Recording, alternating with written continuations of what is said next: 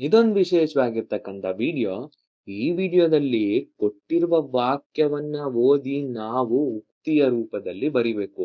ಅಂದ್ರೆ ಈ ಸೆಂಟೆನ್ಸ್ ಓದ್ಬಿಟ್ಟು ನಾವೇನ್ ಮಾಡ್ಬೇಕು ಅಂತ ಹೇಳಿದ್ರೆ ಎಕ್ಸ್‌ಪ್ರೆಷನ್ ರೂಪದಲ್ಲಿ ನಾವು ಆನ್ಸರ್ ಮಾಡ್ಬೇಕು. ಮೊದಲನೇ ಪ್ರಶ್ನೆ ಏನಿದೆ? 709 - 19 ಎಂಬ ಸಂಖ್ಯೆಯ ಅರ್ಧವನ್ನು ಕಂಡುಹಿಡಿಯಿರಿ ಅಂತ ಕೇಳಿದ್ದಾರೆ. ಇದನ್ನ ಎಕ್ಸ್‌ಪ್ರೆಷನ್ ರೂಪದಲ್ಲಿ ಹೇಗ್ ಬರ್ತೀವಿ? ಮೊದ್ಲಿಗೆ ಏನ್ ಮಾಡ್ಬೇಕು? ಡೈರೆಕ್ಟ್ ಆಗಿ ಬರಿಯೋಣ. ಕೊಟ್ಟಿರೋದೇನು? 709 - 19. ಇದು ಕೊಟ್ಟಿರೋದ್ರಿಂದ ನಾನು ಒಂಚೂರು ಬ್ರಾಕೆಟ್ ಹಾಕ್ತೀನಿ. ಇದರ ಅರ್ಧವನ್ನು ಕಂಡುಹಿಡಿಯಿರಿ ಅಂತ ಹೇಳಿದ್ರೆ, ಅರ್ಧ ಅಂತ ಹೇಳಿದ ತಕ್ಷಣ ಎಷ್ಟು ಅಂತ ಹೇಳಿದ್ರೆ 1/2 ಅಂತ ಬರಿತೀವಿ. ಇಲ್ಲಿ ಡಿವೈಡೆಡ್ ಬೈ 2 ಅಂತ ಹೇಳಿದ್ರೆ ಈ ಸಂಖ್ಯೆನ ನಾವು ಸಂಖ್ಯೆ 2ರಿಂದ ಭಾಗಿಸ್ತಿದೀವಿ. ಇದೇ ಈ ಪ್ರಶ್ನೆಯ ಒಂದು ರೂಪ ಅಂತ ಹೇಳ್ಬೋದು. ಎರಡನೇ ಉದಾಹರಣೆ ನೋಡಿ.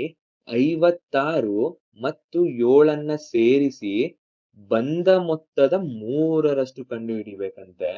ಇಲ್ಲಿ ಸೇರಿಸಿ ಅಂತ ಹೇಳಿದ್ರೆ ಕೂಡೋದು ಅಂತ ಅರ್ಥ ಈ ಪ್ರಶ್ನೆಗಳಿಗೆ. ಯಾಕಂತ ಹೇಳಿದ್ರೆ ಇದು ಸೆಂಟೆನ್ಸ್ ರೂಪದಲ್ಲಿ ಇರುತ್ತಲ್ವಾ? ಏನ್ ಕೇಳಿದ್ದಾರೆ? 56ಕ್ಕೆ ನಾವು 7 ಸೇರಿಸ್ಬೇಕು. ಸೇರ್ಸಿದ್ದಾಯ್ತು ತಾನೆ. ನೆಕ್ಸ್ಟ್ ಏನ್ ಮಾಡ್ಬೇಕು? ಇದರ 3ರಷ್ಟು ಅಂತ ಹೇಳಿದ್ರೆ ಇದಕ್ಕೆ 3 ಗುಣಿಸಿದ್ರೆ ಸರಿ ಇರುತ್ತಲ್ವಾ? ಹೌದು. 3ರಷ್ಟು ಅಂತ ಹೇಳಿದ್ರೆ 3 ಇಂಟು 56 ಪ್ಲಸ್ 7 ಅಂತ ಅರ್ಥ. ಇದನ್ನೇನಾದ್ರೂ ನಾನು 3 ಇಂಟು 56 ಪ್ಲಸ್ 7 ಅಂತ ಬರ್ದ್ಬಿಟ್ಟು ಇಲ್ಲಿ ಬ್ರಾಕೆಟ್ ಹಾಕ್ಬಿಟ್ರೆ ನಮ್ಮ ಉತ್ತರ ತಪ್ಪು ಅಂದ್ಬಿಡುತ್ತೆ. ಈ ಉತ್ತರ ಏನೋ ಸರಿ ಬರುತ್ತೆ. ಇದಕ್ಕೂ ತುಂಬಾ ವ್ಯತ್ಯಾಸ ಇರುತ್ತೆ. ನಾವು ಹೀಗ್ ಮಾಡ್ಬಾರ್ದು. ಇದೇ ರೀತಿ ಮಾಡ್ಬೇಕು. ಯಾವ ರೀತಿ ಅಂದ್ರೆ ಹೆಂಗೆ ಓದುತ್ತೀವೋ ಅದೇ ರೀತಿ ನಮ್ಮ ಉತ್ತರನೂ ಇರಬೇಕು. ಇಲ್ಲಿ ನೋಡಿ 56ರ 3ರಷ್ಟಿಗೆ 56ರ 3ರಷ್ಟು ಅಂತ ಹೇಳಿದ್ರೆ 56ರ 3 ಪಟ್ಟು. 3 ಪಟ್ಟು ಹೆಂಗ್ ಬರಿತೀವಿ? 3ಅನ್ನ ಗುಣಿಸ್ತೀವಿ. ಯಾವ ಸಂಖ್ಯೆಗೆ? ಸಂಖ್ಯೆ 56ಕ್ಕೆ. 56ರ 3 ಪಟ್ಟು ಸಿಕ್ತಲ್ವಾ? ಇದಕ್ ನಾವೇನ್ ಮಾಡ್ಬೇಕು ಅಂತ ಹೇಳಿದ್ರೆ ಸಂಖ್ಯೆ 7 ಸೇರಿಸ್ಬೇಕು ಅಂತ ಹೇಳಿದ್ರೆ ಕೂಡ್ಬೇಕು ಅಂತಾಯ್ತು.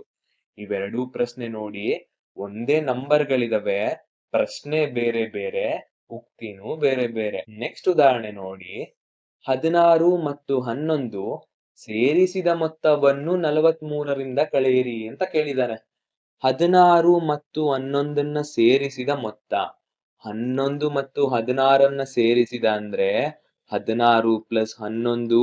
ಈ ಸೇರಿಸಿದ ಮೊತ್ತ ಏನಿದ್ಯೋ ಇದನ್ನ ಸಂಖ್ಯೆ 43ರಿಂದ ಕಳಿಬೇಕು ಅಂತ ಹೇಳಿದ್ರೆ ಇಲ್ಲಿ ಮೈನಸ್ ಸೈನ್ ಅನ್ನೋದು ನಾವು ಹಾಕ್ಬೇಕು. ಸರಿನೋ ಅಲ್ವೋ? 43 ಮೈನಸ್ 16 ಪ್ಲಸ್ 11 ಅಂತಾಯ್ತು. 5ನೇ ಉದಾಹರಣೆ ನೋಡಿ. 104 ಮತ್ತು 8 ಇದರ ಭಾಗಫಲದ 10ರಷ್ಟು. ಇಲ್ಲಿ ಭಾಗಾಕಾರ ನಡೀತಿದೆ ಅಂತೆ. ಯಾವ್ದ್ರ ಮಧ್ಯೆ? 104 ಮತ್ತು 8ರ ಮಧ್ಯೆ. ಸಂಖ್ಯೆ 8 ಅನ್ನೋದು 104ನ್ನ ಭಾಗಿಸ್ತಿದೆ.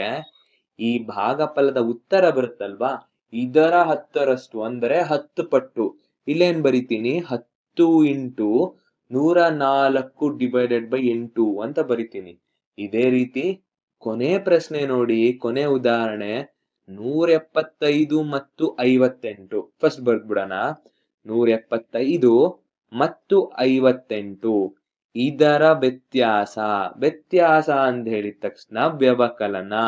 ಇಲ್ಲಿ ಮೈನಸ್ ಚಿಹ್ನೆ ಬರಿಬೇಕು. ಇಲ್ಲೊಂದು ಬ್ರಾಕೆಟ್ ತೆಗೆದುಕೊಂಡಾಗ ಮುಂದೆ ಪ್ರಶ್ನೆ ನೋಡಿ. ಇದರ 4 ಪಟ್ಟಂತೆ. 4 ಪಟ್ಟಂತ ಹೇಳಿದ್ರೆ ಸಂಖ್ಯೆ 4ಇಂದ ಗುಣಿಸ್ಬೇಕು. ಇಲ್ಲಿ ಬರೋ ಉತ್ತರ ಏನಿದ್ಯೋ ಇದರ 4 ಪಟ್ಟು ಅಂತಾಯ್ತು. ಈಗ ಇಲ್ಲೇನ್ ಕಲ್ತ್ವೋ ಅದೇ ರೀತಿ ಎರಡು ಪ್ರಶ್ನೆ ನೋಡಿ. ಒಳಗಡೆ 9,68,633ರೊಟ್ಟಿಗೆ 70,263 ಕೂಡ್ತಿದೀವಿ. ಎರಡೂ ಪ್ರಶ್ನೆನಲ್ಲೂ ಕೂಡೋದು ಸೇಮ್ ಇದೆ. ಅದರೊಟ್ಟಿಗೆ ಏನ್ ಮಾಡಿದೀವಿ? ಸಂಖ್ಯೆ 2 ಗುಣಿಸಿದೀವಿ ಮತ್ತೆ ಸಂಖ್ಯೆ 7 ಗುಣಿಸಿದೀವಿ. ಇವೆರಡರಲ್ಲಿ ಯಾವುದು ಅತಿ ದೊಡ್ಡ ಸಂಖ್ಯೆ ಅಂತ ಕೇಳಿದ್ರೆ ನಾವು ಒಳಗಡೆ ಇರುವ ನಂಬರ್ಗಳ ಬಗ್ಗೆ ಚಿಂತೆ ಮಾಡ್ಬೇಕಿಲ್ಲ. ಎರಡಕ್ಕೂ ಸೇಮ್ ಬರುತ್ತೆ. ಹೊರಗಡೆ ಗುಣಿಸಿರುವ ಸಂಖ್ಯೆ ನೋಡಿ ಇದೇನಾಗುತ್ತೆ ಅಂತ ಹೇಳಿದ್ರೆ ಈ ಸಂಖ್ಯೆ 2 ಪಟ್ಟು. ಇದು ಈ ಸಂಖ್ಯೆ 7 ಪಟ್ಟಾಗಿರೋದ್ರಿಂದ ಎರಡನೆಯ ಪ್ರಶ್ನೆ ಅನ್ನೋದು ಸರಿಯಾದ ಉತ್ತರ ಅಂತ ಆಗುತ್ತೆ. ಈಗ ನಾವೇನ್ ತಲೆಲಿ ಇಟ್ಕೋಬೇಕು, 10ರಷ್ಟು ಅಂದ್ರೆ ಏನು, ಸೇರಿಸಿದ ಅಂದ್ರೆ ಏನ್ ಮಾಡ್ಬೇಕು, ವ್ಯತ್ಯಾಸ ಅಂದ್ರೆ ಏನು, ಇವೆಲ್ಲ ತಲೆಲಿ ಇಟ್ಕೊಂಡು ಈ ರೀತಿ ಪ್ರಶ್ನೆಗಳಿಗೆ ಉತ್ತರವನ್ನ ಬರಿತಾ ಹೋಗ್ಬೇಕು.